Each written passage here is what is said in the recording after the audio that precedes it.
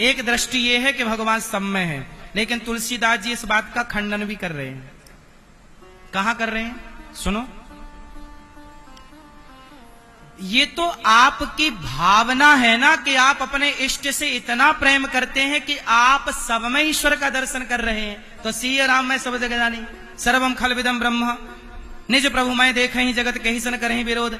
आप अपने इष्ट से इतना प्रेम करते हैं कि भगवान को आप सब जगह देखते हैं। ये आपकी बात है, ये आपके भक्ति की बात है। तुलसीदास जी कह रहे कि यदि आप में भक्ति है तो प्रहलाद को खंबे पर भी भगवान नजर आ गए।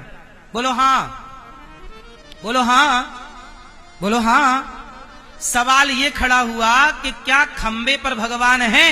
तो क्या हिरण्यकश्यपु ने जब खंबा तोड़ा तो नरसिंह भगवान आए, तो क्या उसके बाद जेसीबी ने कभी खंबा नहीं तोड़ा होगा? क्या उसके बाद कभी कोई खंबा नहीं टूटा होगा? खंबे तो रोज बहुत टूटते हैं, पर उसके बाद तो किसी खंबे से नरसिंह भगवान नहीं आए। क्यों जी, बात सही है? यदि खंबे में नरसिंह भगवान थे तो प्रकट हो गए, तो जब आपके पड़ोस में खंबा टूटा तो वहां से क्यों नहीं प्रकट हुए? क्यों? क्योंकि भगवान खंबे से प्रकट नहीं हुए। यदि प्रहलाद वहां पर ना होते तो बताओ खंबे में ईश्वर होते? तो कुल मिलाकर ये मत कहो कि खंबे से भगवान प्रकट हुए। अरे प्रहलाद ने कह दिया कि इस खंबे में भगवान है, तो प्रहलाद के वचन को सत्य करने के लिए प्रहलाद का विश्वास न टूटे। प्रहलाद का विश्वास था, तो प्रहलाद के विश्वास को साकार करने के लिए, भगवान सत्य करने के लिए खंबे से प्रकट हुए। यदि आपको प्रहलाद की तरह बस भरोसा है, विश्वास है, तो आपके लिए भगवान खंबे पर हैं। और आपको भरोसा नहीं है तो फिर मानो तो मैं गंगा मां हूं और नहीं मानो तो बहता। फिर काय के भगवान? कहां भगवान? क्यों जी, सही है ना गुरु जी? अच्छा ये बताओ, सिय राम में सब जग जानी, एक सिद्धांत ये सब में भगवान है।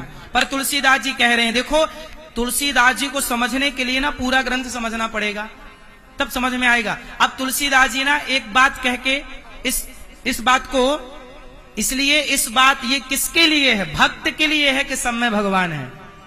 अब दूसरी बात कह रहे हैं, सुनो, दूसरी बात आपके मतलब की है। दूसरी बात तुलसीदास जी कह रहे, सत्य बराबर तप नहीं, बोलो सत्य बराबर तप नहीं, झूठ बराबर पाप। और आगे की लाइन, जाके हृदय साच है, प्रभुता के हृदय आप। जिसके हृदय में सत्य है उसी के हृदय में ईश्वर है। जिसके हृदय में सत्य नहीं, उसके हृदय में भगवान क्या करेंगे? बोलो। अरे गोपियों की तरह स्थिति होगी तब ना ईश्वर का साक्षात्कार होगा। गोपियों की तरह स्थिति होगी नहीं तो ईश्वर का साक्षात्कार कैसे होगा? सबको खंबा दिख रहा था, पर प्रहलाद जी को भगवान दिख रहे थे। तो भगवान को खंबे पर देखने के लिए प्रहलाद जी जैसी स्थिति तक पहुंचना पड़ेगा कि नहीं? गुरु में ईश्वर, नामदेव जी को कुत्ते में विट्ठलनाथ जी नजर आ गए। नामदेव जी को कुत्ते में क्या नजर आ गए? भगवान। अरे भगवान रोटी सूखी ना लेके जाओ, घी चुपड़ के खा लो। कुत्ते में नामदेव जी को भगवान दिख गए। तो बताओ, कुत्ते तो हम लोग रोज देखते हैं गलियों में, पर हमें तो कुत्ता ही दिखता है। ये कुत्ता, चल भाग यहां से। पर नामदेव जी को क्या दिखा? बोलो बोलो मैया। कुत्ते में कौन दिखा? भगवान। एकनाथ जी को गधे में कौन दिखा? गधा प्यास से तड़प रहा था, गंगोत्री से पानी भर के लाए, शंकर जी पे चढ़ाएंगे, चलो कावड़ यात्रा है। शंकर जी के मंदिर पास पहुंचे तो गधा तड़प रहा था प्यास से। सबने तो जाके पानी चढ़ाया शिवलिंग पर एकनाथ जी ने अपना कावड़ का जल लिया और गधे के जल मुंह में डाल दिया। लोगों ने कहा, रे इतने दूर आए हो, हजारों किलोमीटर की यात्रा करी है, इतना कष्ट सहा है, शंकर जी सामने है, शिव जी पे चढ़ाओ, पुण्य मिलेगा।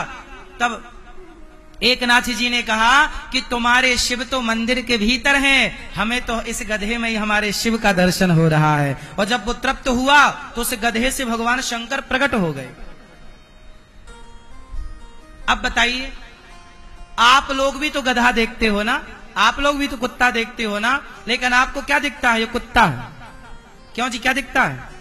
कुत्ता। लेकिन नामदेव जी को क्या दिखा? भगवान। क्यों? क्योंकि वो स्थिति नामदेव जी की है।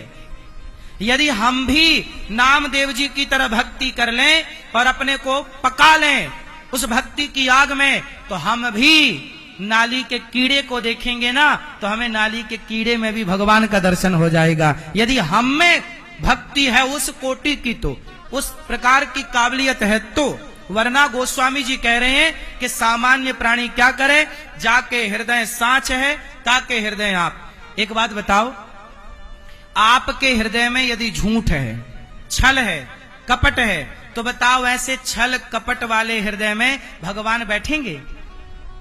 बोलो। निर्मल मन जन सो मोहि पावा, मोहि कपट छल छिद्र ना। जहां कपट है, छल है, वहां भगवान नहीं है। इसलिए कहता हूं, आप कितने लोग अपने हृदय में भगवान को बसाना चाहते हैं?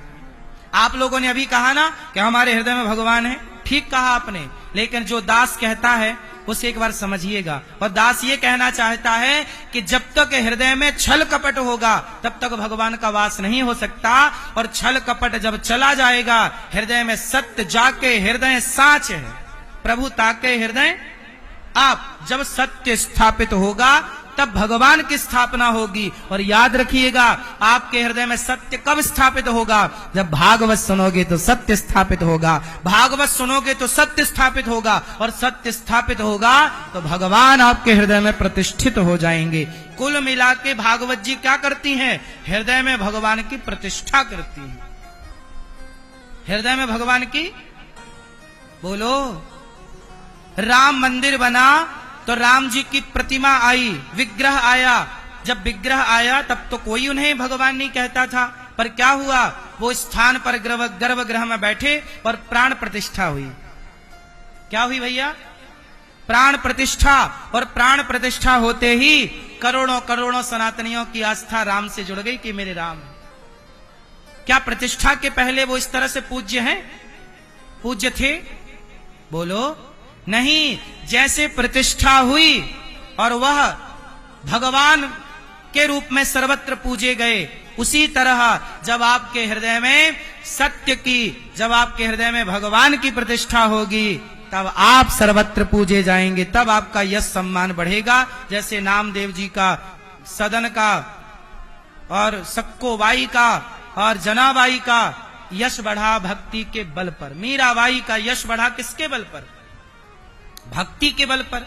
इसलिए आप लोगों से मेरी केवल इतनी प्रार्थना है कि हृदय में, आप कहते हो मेरे हृदय में भगवान है, अच्छा है, पर एक बार टटोल कर देखिए कि आपके हृदय में कहीं छल तो नहीं है, कपट तो नहीं है, ईर्ष्या तो नहीं है, निंदा तो नहीं है, चुगली तो नहीं है। यदि है तो अभी ईश्वर के होने में कसर है। कसर है मतलब देर है। कसर है, समझते हैं भैया? थोड़ा सी अभी सिद्ध होने में देर है, देर है। कब होगा? भागवत सुनो। जब भागवत अखंड सुनते रहेंगे तो आपके हृदय में भगवान की प्रतिष्ठा हो जाएगी।